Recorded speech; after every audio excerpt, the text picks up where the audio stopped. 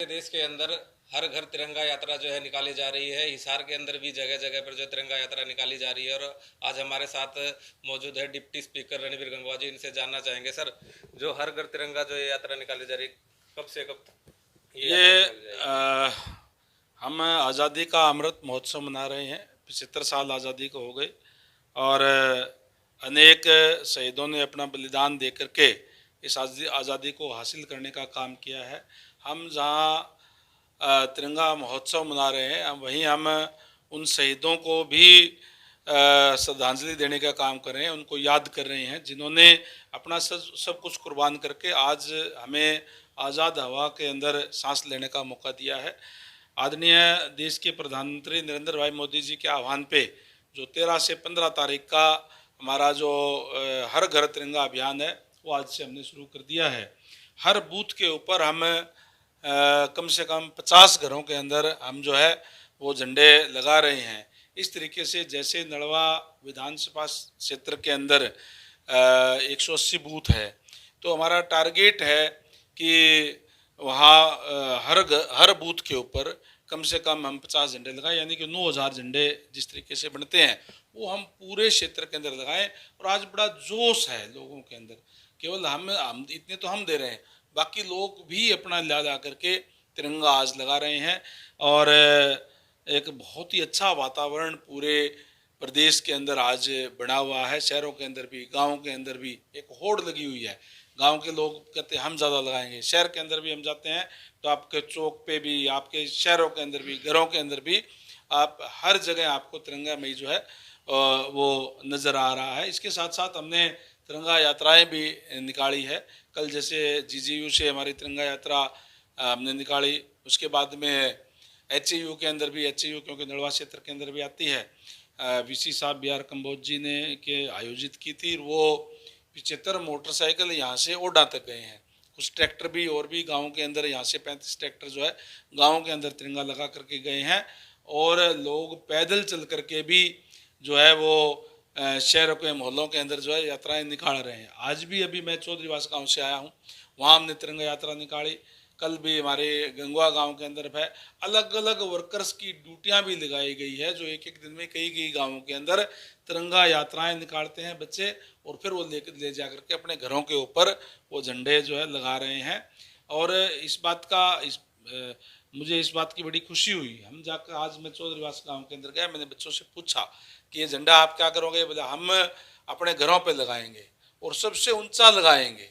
किसी भी धर्म का, कोई पार्टी का झंडा अगर घर पे लगा हुआ है तो उससे भी ऊपर हम लगाएंगे। आज बच्चों के अंदर इतनी अवेयरनेस है, वो ये उन्होंने खुद बच्चों ने मुझे कहा कि हमारा जो झंडा है ये सभी धर्मों से भी और किसी भी पार्टी से सबसे ऊपर है, इसलिए वो लगाएंगे। और बड़े ही तरीके से उन्होंने जैसे अवेयरनेस की जो बात कर रहा हूँ मैं, जो छोटे छोटे बच्चे थे उन्होंने जो बताया कि हमारा झंडा झुकना नहीं चाहिए, और है हम एक प्रॉपर तरीके से उसकी रूल फॉलो करते हुए उसको जो है लगाने का काम करेंगे। तो एक बहुत ही आनंद आता है जब आप इस तरीके की बात आम बच्चों से, आम लोगों से गाँव के अंदर सुनते हैं। तो एक बहुत ही अच्छा माहौल पूरे प्रदेश के अंदर, पूरे देश के अंदर जो है वो बना हुआ है। सर, कल सांसद दीपेंद्र हुड्डा ने भी जो है एक गौरव यात्रा निकाली गई थी, तो उसके अंदर दीपेंद्र हुड्डा ने कहा था कि भाई जो महंगाई है वो पूरे चरम सीमा पर, भाजपा सरकार के अंदर जब महंगाई और बेरोजगारी काफ़ी बढ़ गई है। देखिए, जो भूपेंद्र सिंह हुड्डा जी हो चाहे दीपेंद्र हुड्डा जी हैं, विपक्ष के अंदर है तो कोई ना कोई उन्होंने तो कमियां निकालना उनका धर्म भी है और एक ट्रेंड भी ये बना हुआ है कि हमें तो केवल और केवल कमियां निकालनी है। आप देखिए, जब से भारतीय जनता पार्टी की सरकार आई है, नए नए आयाम स्थापित करने का काम किया है। चाहे सारी चीज़ें जो डिजिटल की तरफ जा रही है, आज भ्रष्टाचार को कम करने के लिए तहसीलों के अंदर भी ऑनलाइन पंजीकरण किए जा रहे हैं, और परिवार पहचान पत्र के साथ तमाम चीज़ें जोड़ दी गई है। चाहे वो बुढ़ापा पेंशन हो, आज किसी को भी दफ्तर में जाने की जरूरत नहीं। जो 60 साल के होते ही समाज कल्याण ऑफिस से उसके पास फ़ोन आएगा कि आप बताएं कि आप 60 साल के हो गए, आपकी बुढ़ापा पेंशन जो है हमें बनाने के लिए आपके पास कब आएँ। इसी तरीके से चाहे वो एससी के, बीसी के सर्टिफिकेट बनाने की बात है, चाहे डोमिसाइल सर्टिफिकेट बनाने की बात है, और चाहे इनकम सर्टिफिकेट की बात है, उस परिवार पहचान पत्र के अंदर जो सेल्फ डिक्लेरेशन जो उसने की है कि मेरी आय ये है, उसके तहत उसका इनकम सर्टिफिकेट भी आज जो है उसी से बन रहे हैं। बहुत सी चीज़ों के अंदर जो सुधार करने का काम किया है, जिस तरीके से भारतीय जनता पार्टी का नारा था कि जीरो टॉलरेंस, आज हम उसकी तरफ जा रहे हैं कि किस तरीके से भ्रष्टाचार मुक्त हरियाणा प्रदेश बने, उसकी तरफ अनेक कदम जो उठाने का काम हमारी सरकार ने किया है। सर, एक गोरक्षक दल ने जो विधायक नूह के जो विधायक है मोहम्मद खान, उनको जो है एक धमकी दी है कि अगर वो चंडीगढ़ आएंगे तो उनकी जो टांगे तोड़ दी जाएगी। इसको लेकर क्या कहेंगे? देखिए, इसके बारे में अभी मेरे पास कोई सूचना नहीं है। इस टाइप की कोई भी हमारे सम्माननीय विधायक हैं और इसको अगर किसी ने दी है तो मैं समझता हूँ कि ऐसे लोग गोरक्षक नहीं हो सकते। अपने आप गोरक्षक का नाम दे करके कोई अगर उनको दी है तो, क्योंकि गोरक्षक जो है जो गायों की रक्षा करते हैं, जो और जो दूसरे जानवर हैं उनकी भी रक्षा करते हैं, तो फिर वो आदमी की, और आदमी भी एक जो चुना हुआ नुमाइंदा है, उसकी हड्डी तोड़ने की बात कैसे कर सकते हैं? तो मैं नहीं मानता कि कोई अगर इस टाइप का है, अगर किसी ने इस टाइप की धमकी अगर दी है तो उसकी जांच करके और उनके खिलाफ कड़ा एक्शन लिया जाएगा। पहले भी हमने जो विधायकों की जो धमकी आई थी, मैं इसके लिए मैं बधाई देना चाहूँगा हमारी सरकार को, आदरणीय मुख्यमंत्री मनोहर लाल जी को और हमारे गृह मंत्री आदरणीय अनिल विज जी को। उनको सबको ट्रेस कर लिया गया है, उनका पता लगा लिया गया है कौन लोग हैं, और उनके खिलाफ सख्त कदम उठाए जा रहे हैं। सर, कुलदीप बिश्नोई जी भाजपा में आ गए हैं और भाजपा और भी मजबूत हो गई है, तो अब जो उपचुनाव हो गए किस प्रकार से देखते हैं आप? निश्चित तौर पर कुलदीप बिश्नोई जी यहाँ से चुनाव जीते थे और सेकंड नंबर पर भारतीय जनता पार्टी थी। अब जब दोनों इकट्ठे हो गए हैं तो एक तरफा माहौल आदमपुर के अंदर रहने वाला है। निश्चित रूप से जब कोई आता है और ज़्यादा विधायक बनते हैं तो संगठन और ज़्यादा मजबूत होता है।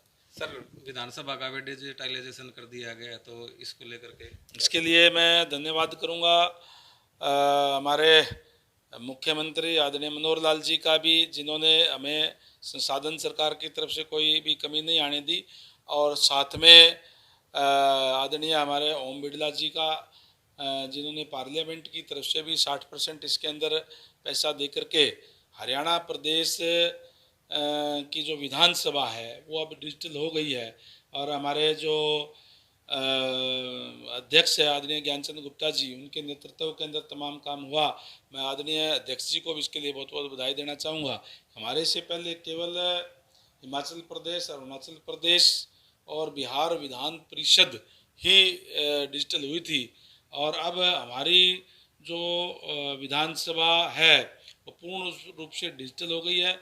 और हमने जो ये सेशन किया है वो डिजिटल विधानसभा के साथ किया है। एक बहुत पुराना सपना था, हम पिछले जब टर्म में विधानसभा में थे तब भी कह रहे थे कि विधानसभा डिजिटल होनी चाहिए, और इसके लिए मैं विशेषकर हमारे जो आईटी की टीम है उसको भी बहुत बहुत बधाई देना चाहूँगा कि जिस तरीके से उन्होंने बड़े ही सरल तरीके से इसको करने का काम किया है, जिससे जो आम जो ये मोबाइल जो कोई भी चला सकता है वो भी आसान तरीके से उसको देख सकता है।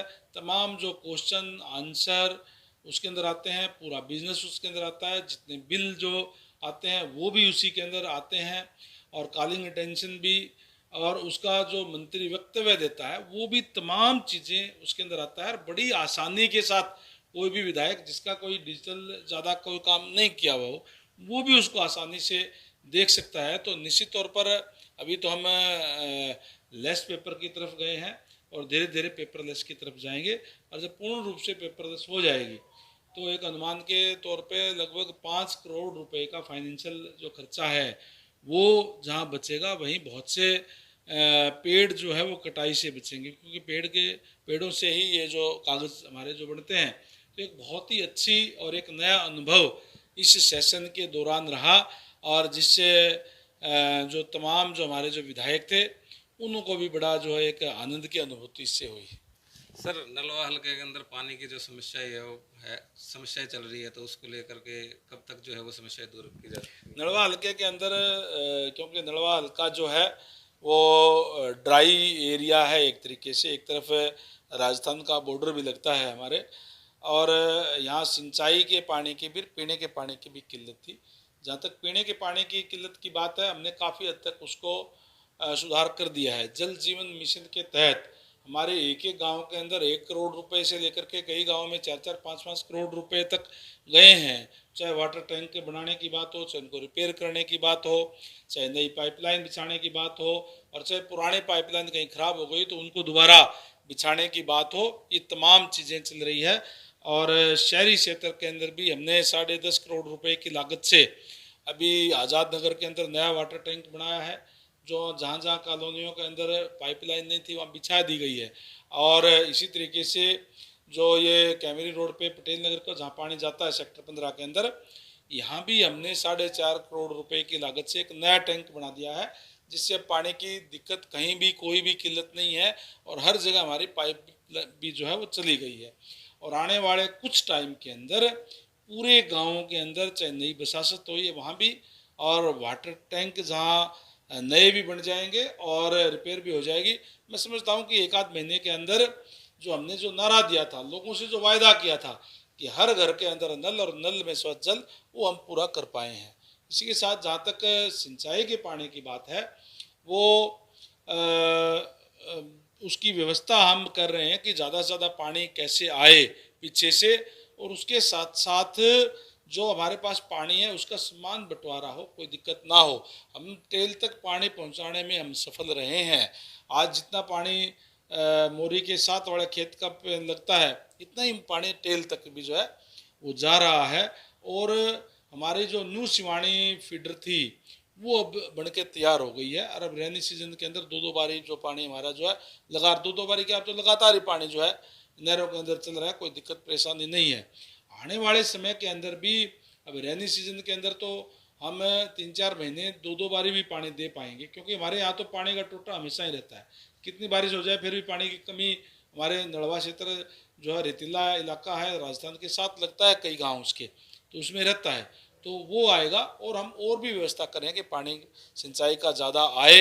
हमने अधिकारियों के साथ भी 2-3 बार मैंने समूह बैठ करके किसानों की मीटिंग भी करवाने का काम किया। किसानों की मीटिंग मैंने यहाँ हिसार के अंदर भी चीफ इंजीनियर लेवल की उनके लगातार उनको रखवाने का काम किया है हर महीने, ताकि प्रॉपर तरीके से अपडेट भी मिलती रहे। कहीं कोई दिक्कत परेशानी हो तो किसान सीधा तौर पे अफसरों को जो है बता सके। ये तमाम व्यवस्था हमने करने का काम किया है।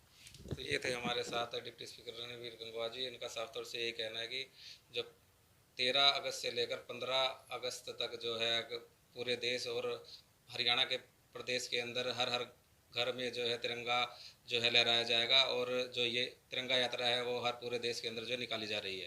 पंजाब केसरी टीवी के लिए हिसार से विनोद सैनी। हमसे जुड़े रहने के लिए हमारे YouTube चैनल को सब्सक्राइब करें और नई वीडियो की नोटिफिकेशन के लिए बेल आइकॉन को दबाएं। अगर आप ये वीडियो Facebook पर देख रहे हैं तो लाइक जरूर करें और ज्यादा से ज्यादा शेयर करें। धन्यवाद।